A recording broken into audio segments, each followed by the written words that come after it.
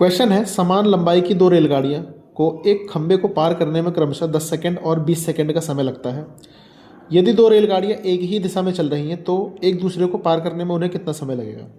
देखो, जब एक ही दिशा में दो ट्रेनें चलती हैं तो रिलेटिव स्पीड क्या होती है, इनका डिफरेंस हो जाता है। ठीक है, तो यहाँ पे एक काम करते हैं, जो रेलगाड़ियाँ हैं ना, इनकी जो लेंथ है उसको एक्स मान लेते हैं।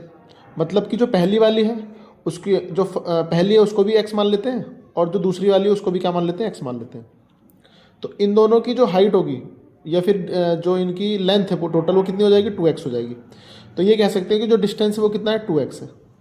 ठीक है, आगे बोला है कि जो टाइम लगता है इनका कितना लगता है, एक को 10 सेकंड लगता है, एक को 20 सेकंड लगता है।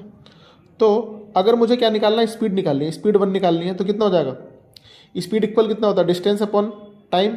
तो डिस्टेंस कितना x है और टाइम ये है, तो ये हो जाएगा x अपॉन 10, और जो स्पीड 2 है वो कितनी होगी, वो भी हो जाएगी x अपॉन 20। ठीक है ना। तो यहाँ पे अब देखो, जो इनकी रिलेटिव स्पीड होगी उनका डिफरेंस होगा, तो इनका डिफरेंस निकाले तो कितना हो जाएगा, तो स्पीड इक्वल कितना हो जाएगा, x upon 10 minus x upon 20। इसको सॉल्व करेंगे तो कितना आएगा, 20, और यहाँ पे 2x माइनस एक्स, तो इक्वल आएगा x अपॉन 20। ठीक है ना। तो हमारे पास जो स्पीड आई है वो कितनी आई है, स्पीड आई है x अपॉन 20, तो ये हो गया x अपॉन 20, और जो डिस्टेंस है हमारे पास कितना है, 2x है। तो हमें टाइम निकालना है। ठीक है ना।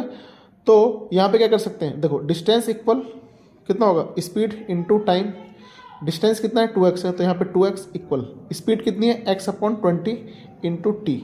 देखो x से x कट जाएगा, और जो t आएगा, टाइम आएगा कितना आएगा, 22 जो 40, तो 40 सेकेंड्स, यही आंसर हो जाएगा।